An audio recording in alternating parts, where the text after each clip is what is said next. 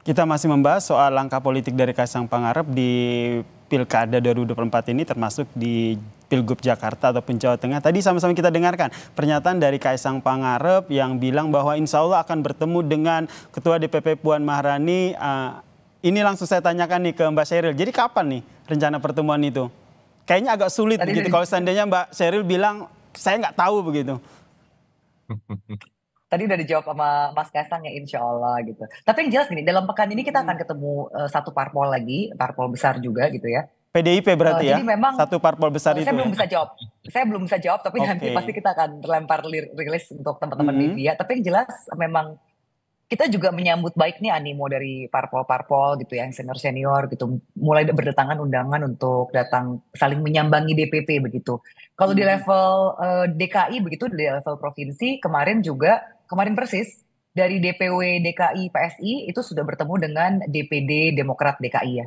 Jadi komunikasi memang terus dijalin ini untuk mencari chemistry dan ya memang pada akhirnya ketika kita bicara demokrasi, parpol ini kan sebuah kendaraan ya. Dan Ya. tentunya kita nggak bisa Mm-mm. berjalan sendiri, kita harus kerjasama gitu loh. Seperti apa sih, kita mau bikin apa nih. Dan tentunya kalau cuma PSI aja kan kursi kita nggak cukup, meskipun kita punya 8 kursi di DKI ya. Jadi Kursi kita nggak terus cukup untuk mengusung mengadakan, Kaisang maju di Pilgub Jakarta begitu ya? ya tentunya 8 kursi kan nggak cukup. Tapi yang jelas 8 kursi Oke. itu untuk sebuah partai yang berumur baby, Mm-mm. berumur seumur jagung gitu ya. Ini suatu pencapaian luar biasa menurut saya.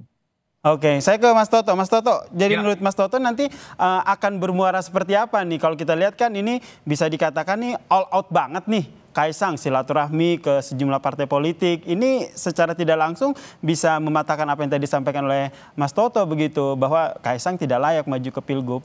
saya tidak mengatakan tidak layak. Sayang Tapi, malah kalau Kaisang, seorang ketua umum Partai Nasional, lalu hanya menjadi gubernur, entah itu di Jateng atau di DKI. Makanya kalau apa yang tadi Mas Yasir sebutkan, mm-mm. itu kan fungsi seorang ketua umum, melakukan komunikasi, Oke. lalu kemudian berdiri sejajar dengan Mm-mm. partai-partai lolos parliamentary threshold. Di situ Mas Kaisang bisa menunjukkan kapasitasnya, tidak sebagai karbitan seperti dikritik oleh banyak pihak, termasuk saya Mm-mm. misalnya. Tapi kalau kemudian langsung lompat menjadi seorang calon kepala daerah, menurut saya itu menurunkan derajat seorang ketua umum partai. Tapi Nggak ada. kenapa akhirnya banyak partai politik seperti Golkar, kemudian PAN, akhirnya dengan suara lantang mengusung Kaisang? Ya, kalau bicara mengenai pengaruh Jokowi memang masih sangat besar. Kalau bicara mengenai peluang, apalagi di Jawa Tengah, memang sangat besar. Saya Mm-mm. selalu mengatakan malah sebagai pendukung Jokowi ya di 2014-2019, Pak Jokowi hati-hati dengan orang-orang yang terus-menerus mendorong Pak Jokowi dan keluarganya karena ingin pengaruh besar dari magnet elektoral bernama Jokowi. Isu terkait politik dinasti kan tidak menyerang Zulkifli Hasan, tidak menyerang Erlangga Hartarto, tidak menyerang para relawannya seperti Projo, yang diserang oleh keluarga Pak Jokowi yang dianggap melakukan politik dinasti. Jadi saya melihat ada porsinya sebagaimana mestinya. Ketika bicara keberlanjutan, Pak Jokowi Mm-mm. tinggallah legacy, tidak harus selalu anak. Ketika Mas Gibran sudah terpilih, hormati itu dan posisikan Mas Gibran dengan tugas sebagai wapres. Ketika Mas Kaisang sudah menjadi ketua umum dengan segala kritik karena beberapa hari saja langsung kemudian menjadi ketua umum, biarkan Mas Kaisang dalam posisi ketua umumnya menjalankan peran sebagai mestinya. Jangan kemudian Oke. ingin dorong di Surabaya, di Bekasi, lalu kemudian di DKI, lalu Mm-mm. kemudian datang. Menurut saya itu menurunkan peran dan derajat dan membuat keterbatasan dari Mas Kaisang menjalankan fungsi sebagaimana mestinya sebagai ketua umum. Oke, saya minta tanggapan dari Mbak Sheryl. Ya sah-sah aja ya kan Mas Toto ini kan pasti bicaranya data apalagi udah lama juga ikut dengan Pak Jokowi ya dari tadi 2014 2019 mengikuti perjalanannya dan saya rasa Mas Toto juga melihat kan perjalanan seorang Kaisang dari waktu itu masih ya seorang ABG lah gitu anak baru besar ya ketika ayahnya menjadi presiden gitu loh mungkin waktu itu bahkan baru pertama kali ke DKI kalau saya pribadi melihatnya saya juga mengikuti perjalanan keluarga Pak Jokowi saya melihat Pak Jokowi ini berhasil mendidik anak-anaknya. Mas Mm-mm. Kaisang kita ingat waktu itu masih kuliah di luar negeri, dia datang itu tidak dijemput dengan iringan khusus, dia bahkan naik bus patas biasa yang ada di bandara untuk pulang ke rumahnya begitu. Saya rasa ini merupakan sebuah modal ya. Kita tidak bicara umur atau bagaimanapun juga, tapi kita hanya ingin melihat bagaimana sih animo masyarakat, apakah masyarakat betul-betul menginginkan Mas Kaisang atau tidak. Karena sampai detik ini pun dari ketum kami belum pernah bilang bahwa dia akan maju atau tidak dan apakah Mm-mm. kalau maju akan di daerah mana. Jadi kita Oke. tunggu bersama kejutannya nanti di bulan Agustus. Oke, tapi bagaimana pendapat Anda seperti yang tadi disampaikan oleh Mas Toto begitu? Masih ada pengaruh sosok Presiden Joko Widodo di karir politik dari Kaisang?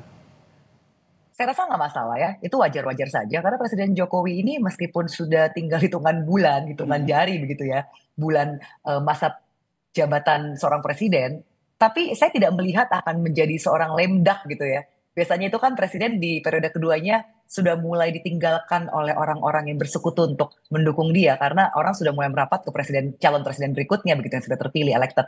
Tapi saya melihat sampai detik ini Pak Jokowi misalnya approval ratingnya by LSI itu di Hmm. Jawa Tengah saja 80% lebih. Kalau kita bicara nasional saya rasa masih 70% lebih. Jadi ini sangat wajar ketika masyarakat Indonesia yang merasakan kinerja Pak Jokowi bagus. Lalu masyarakat Solo yang melihat bagaimana Gibran begitu bekerja keras untuk Solo dan dalam debat Capres-Cawapres kemarin juga begitu artikulatif Hmm. dalam memaparkan visi misinya. Ya, jadi nggak ada apa ya, bukan sesuatu yang mengagetkan ketika orang lalu melirik anak putra Jokowi yang satu lagi yaitu Kaisang Pangarep. Tapi kita lihat bersama lah. Saya rasa masyarakat juga excited melihat bagaimana perkembangan dinamika politik apakah Kaisang akan maju atau tidak. Tapi yang Hmm. jelas sampai detik ini PSI belum memutuskan. Tapi PSI kita belum terbuka memutuskan untuk ya Kaisang ini komunikasi. akan maju atau Betul. tidak ya. Nah, apakah saya ke Mas Toto, apakah ini salah satu pertimbangannya nanti setelah bertemu dengan Puan Maharani baru akhirnya PSI memutuskan Kaisang bakal maju atau tidak?